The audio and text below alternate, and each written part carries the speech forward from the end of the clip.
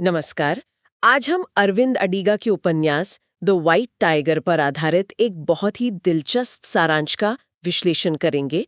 इसका शीर्षक है श्वेत बाघ, गरीबी से उद्यमिता तक का सफर। हाँ, और हमारा मकसद रहेगा इस कहानी की परतों को खोलना, किरदारों को समझना और जो गहरी बातें ये कहानी कहती है, उन पर गौर करना। बिल्कुल, क्योंकि ये सिर्फ बलराम हलवाई की कहानी नहीं है, एक गरीब लड़के के कामयाब उद्यमी बनने की। ये उससे कहीं ज्यादा है। सही कहा। ये उस व्यवस्था से, जिसे उपन्यास में रूस्टर कूप कहा गया है, मतलब मुर्गों का दड़बा, उससे बाहर निकलने की जद्दोजहद है। हाँ, एक ऐसी व्यवस्था जो आपको आपकी जगह पर मतलब कैद रखने के लिए बनी है, उससे कोई कैसे आजाद होता है, ये बड़ा सवाल है। चलिए, कहानी के तरीके शुरू करते हैं। वो चिट्ठियां लिखता है चीन के प्रधानमंत्री को। ये थोड़ा अलग सा नहीं है? हाँ है तो, पर शायद इसी से कहानी को एक निजी, एक तरह से कबूलनामे जैसा टोन मिलता है ना। बिल्कुल। पाठक सीधे बलराम के दिमाग में पहुंच जाता है। उसकी सोच, उसके तर्क सब सामने आ जाते हैं, कोई बीच में नहीं। तो उसके सफर की बात करते हैं। कहाँ से शुरू होता है ये सब? शुरुआत होती है अंधकार से। बिहार का एक गांव, भयंकर गरीबी, मतलब कोई उम्मीद नहीं दिखती। हम्म। फिर वो नौकरी करता है एक अमीर आदमी अशोक की यहाँ, ड्राइवर की। ये शायद गुलामी का दौर है। हाँ बिल्कुल, गुलामी ही है। लेकिन यहीं उसकी आंखें खुलती हैं। अच्छा, कैसे? वो अमीरों की दुनिया को करीब से देखता है।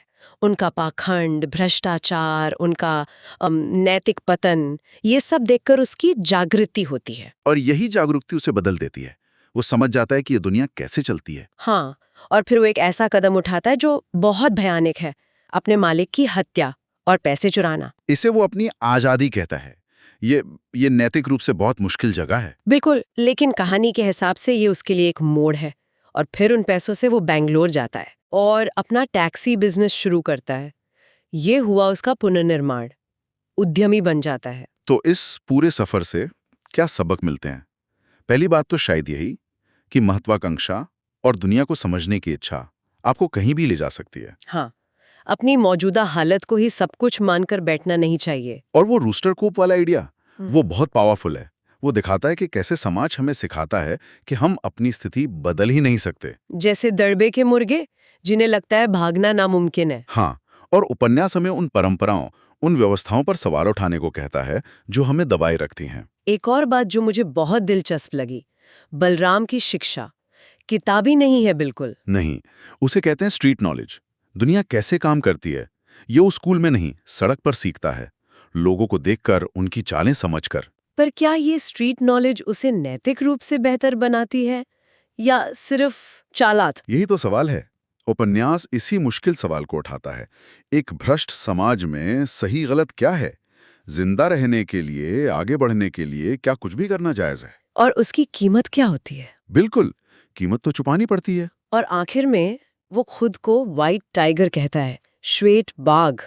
हाँ, क्योंकि श्वेत बाघ दुर्लभ होता है, अनोखा। वो खुद को उस भीड़ से अलग देखता है जिसने गुलामी मान ली है।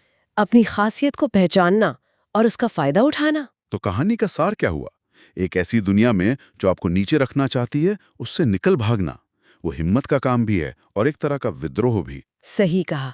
ये कहानी सफलता के लिए चुकाई गई कीमत की भी है, नैतिक समझौतों की। हाँ, आत्ममुक्ति की कहानी है, पर यह सवाल जरूर छोड़ जाती है कि अपनी आजादी के लिए आप कितना नीचे गिर सकते हैं। क्या लक्ष्य हमेशा साधनों को सही ठहराता है? तो संक्षेप में कहें तो द व्हाइट टाइगर सिर्फ गरीबी से अमीरी की कहानी नहीं है। ये महत्वाकांक्षा की, वर्ग संघर्ष की, नैतिकता की और हाँ, उस रूस्टर कूप से लड़ने की कहानी है। और ये विश्लेषण हमें एक अहम सवाल पर लाकर छोड़ता है। अगर व्यवस्था खुद ही अन्यायपूर्ण है, भ्रष्ट है, तो क्या उसे तोड़ने के लिए अपनाए गए तरीके हमेशा नैतिक होने चाहिए? व्यक्तिगत महत्वाकांक्षा और सामाजिक नैतिकता, इनके बीच की रेखा कहाँ खींची जाए? खासकर तब जब सिस्टम खुद ही अनैतिक हो। ये एक ऐसा सवाल है जिस पर पाठक या श्रोता कहानी सुनने के बाद भी सोचते रह सकते हैं।